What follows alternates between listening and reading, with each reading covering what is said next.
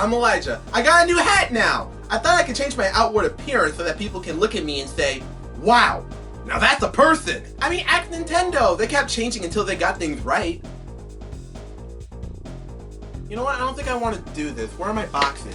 It's kind of crazy to think, but there are only 3 video game companies out there, with Nintendo strictly only doing video games. I mean, sure, while Sony makes cameras and studios, with Microsoft doing computers, phones, and yes, somebody looked at this and said, what are you, stupid? Go with the f***ing phone! And Nintendo's been spewing games since the 1980s. Video games and consoles have always been their bread and butter. Or was it? Believe it or not, Nintendo was founded all the way back in 1889, meaning that, you know, video games not being a thing.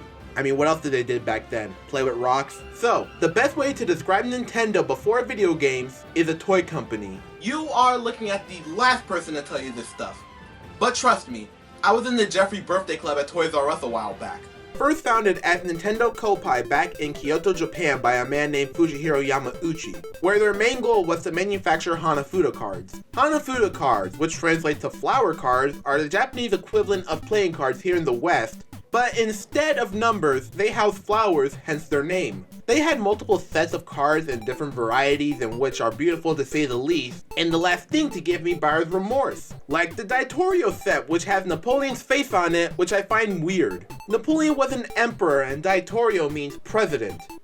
Oh, and Nintendo still makes cards to this day. You can pick them up on the fly for 15 bucks a piece on Amazon, or you can collect the original cards, which are okay. Now, the reason that they mostly did Hanafuda cards back then was because of some anti-gambling purposes due to living in a gambling world. But somehow gamblers find a way of everything. They make games with specific rules, with specific cards like Koi Koi. But mark my words, one day, gambling's gonna stop.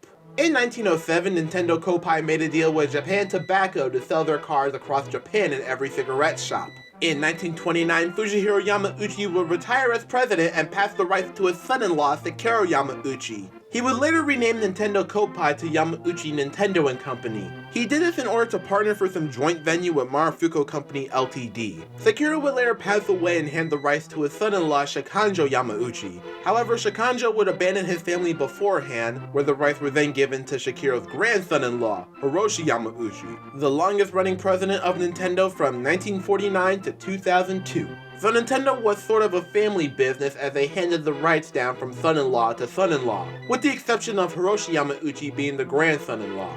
Hiroshi Yamauchi, who for the remainder of this video I'll be referring to as Yamauchi, renamed the company to the Nintendo Playing Card Company, where they branched out to making playing cards as Hanafuda cards weren't as selling much as they did before. Who would have guessed? And yet things weren't going well sale-wise with the playing cards. Who would have guessed again?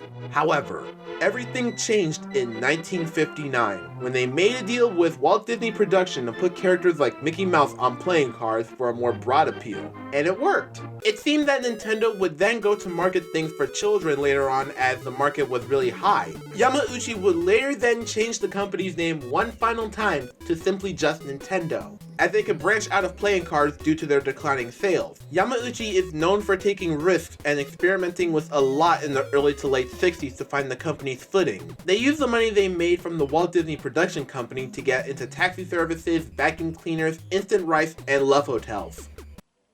Now that's just baffling. The thought alone, Nintendo making buildings where you have quick and sexy in and outs. That really makes you think. Hold on, just give me a moment.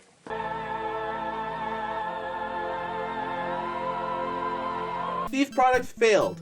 Bad. With the card industry at an all-time low and their other ventures not working too great, they were doomed to go bankrupt. This isn't like Nintendo now, where if they lost $1 million they could just rub money on their faces to feel better. No, this was Nintendo back in the 60s, a company where losing is not an option here. They then tried toy manufacturing where they'd done it before, and it worked well, but nothing major. However, everything changed when this man enters the picture. Gunpei Yokoi, a man who deserves the same amount of recognition as Shigeru Miyamoto, Keiji Inafune, Hideo Kojima, and Masahiro Sakurai, just to name a few. However, where those guys made game franchises that everybody loves, Gunpei Yokoi was the mind that made the creativity and fun side of Nintendo. You see, Gunpei Yokoi was a low-maintenance employee till he was fiddling around with this grabber toy he invented. Yamauchi took notice and asked him to manufacture it before the Christmas deadline. All this soon culminated to the Ultra Hand, Nintendo's first big success in the toy industry. This was an ingenious product just to how simple it is. With the device being as simple as it is, it allows the user's imagination to choose what they can do with it, and that led to other toys with that same mindset. Basically, they took something simple and centered a toy around it, and it makes some things pretty cool and ahead of their time from the 60s to even today. Yokoi was made leader in the Ultra series of toys, first with the Ultra Hand, then the Ultra Machine, and then the Ultra Scope. Many of these toys and games later down the line range from a love tester to an exercise toy to a battery-powered forklift. We even got holographic gun games that shine on a wall that looks insane today, including this one that's called Duck Hunt.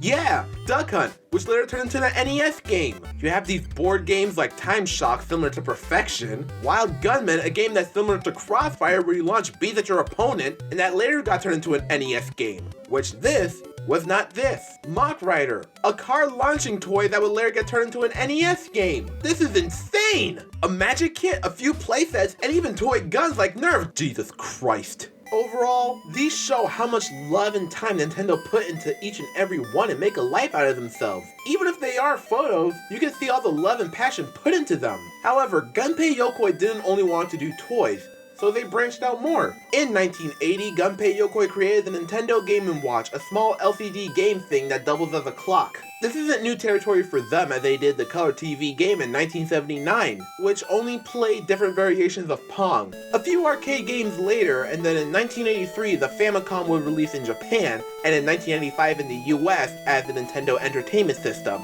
Thus the end of Nintendo's toy manufacturing days and the beginning of a new legacy. Now that doesn't mean that Nintendo has completely abandoned all of its history. They make small little details in it like in some games like Pikmin 3, or make games based on their legacy like Roll Off with Ultra Hand. It's nice to know that companies you looked up to really didn't have such big success in the past to where they are now.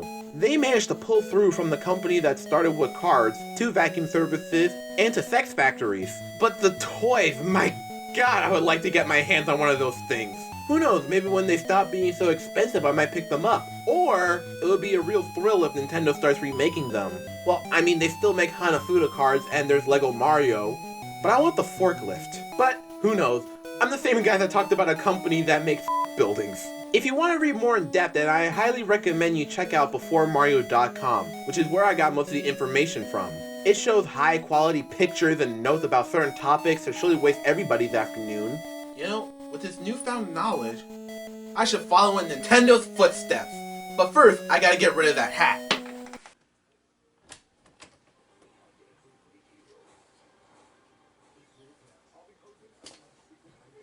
Okay, I just got rid of my hat, and frankly, I'm okay with it. That whole hat that wasn't really going anywhere. Hat industry's going to shit.